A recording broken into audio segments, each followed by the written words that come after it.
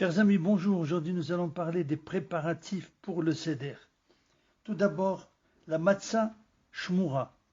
On aura soin de se procurer au moins 3 matzot shmurot, c'est-à-dire des matzot ou bien faites à la main avec de la farine ou bien faites à la machine. Mais la préférence, c'est des matzot faites à la main dont le blé a été protégé de l'humidité après la moisson. Chaque personne, homme ou femme, devra consommer au moins 108 grammes par soirée, l'équivalent de 4 volumes d'olives, qu'on appelle donc kazaït en hébreu, soit 4 fois 27 grammes. Pour les personnes âgées et ceux qui ne peuvent pas consommer cette quantité, ils pourront consommer 20 grammes au lieu de 27 grammes. Deuxièmement, les 4 coupes de vin.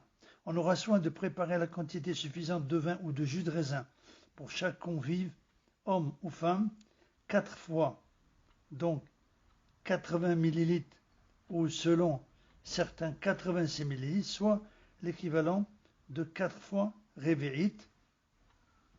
On choisira de préférence du vin rouge de bonne qualité n'ayant pas subi de thermolyse, c'est-à-dire qui n'est pas cuit. Troisièmement, le haroset. Qu'est-ce que le haroset? C'est une pâte composée de fruits pilés et d'épices. Il convient de le préparer avec des fruits auxquels est comparée la communauté d'Israël, c'est-à-dire des figues, des noix, des dattes, des grenades, des pommes. On y ajoutera du vin et des épices semblables à de la paille, comme de la cannelle ou du gingembre, en souvenir de la paille qu'ajoutaient nos ancêtres dans le mortier qu'ils pétrissaient en Égypte dans leur servitude. Quatrièmement, Zéroa et Betsa, nous allons voir ce que ça veut dire. Depuis la destruction du temple, nos sages ont institué que 2 sortes de plats cuits devaient se trouver sur le plateau du Seder. L'un en souvenir du sacrifice pascal, l'autre en souvenir du sacrifice offert pendant la fête qu'on appelle Hagiga, qui ne pourra être consommé que le lendemain.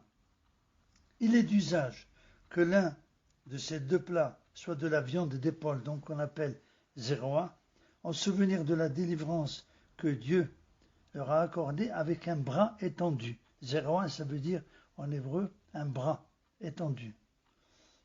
Ce plat est rôti en souvenir de l'agneau pascal qui était rôti au feu.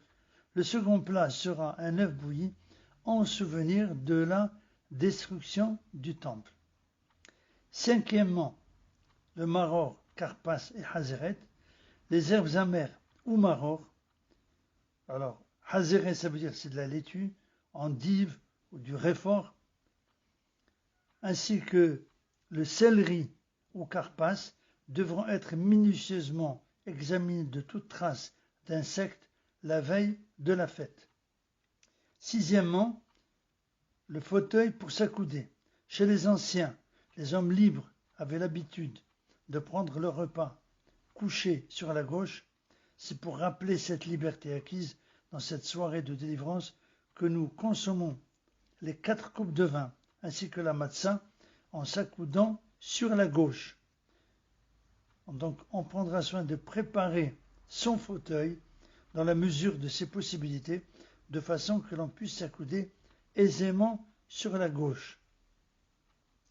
Pour ceux qui sont assis sur une chaise, même une chaise, on va dire de bureau qui n'a pas d'accoudoir, la meilleure façon, selon le Rav Rabbi Sion Abba Shaul Zatzal, c'est de se pencher à 45 degrés sur le côté, c'est-à-dire à gauche, et donc on va s'accouder sur le côté gauche, donc faire une rotation de 45 degrés sur sa chaise pour pouvoir s'accouder et consommer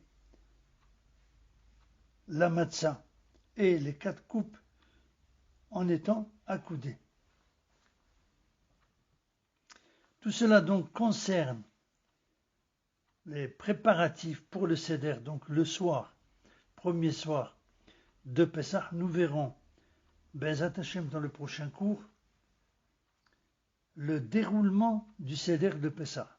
Ce sont des points importants qui pourront aider chacun de nous pour réaliser ce soir très important, c'est la soirée pratiquement la plus importante de toute l'année, dans laquelle on va acquérir un maximum de foi et de confiance en Dieu. Donc pour cela, nous allons faire un cours spécial concernant le déroulement du Seder de Pessah. Donc ce sera le prochain cours, Bezat Hashem. Merci de votre écoute. À bientôt, Bezat Hashem.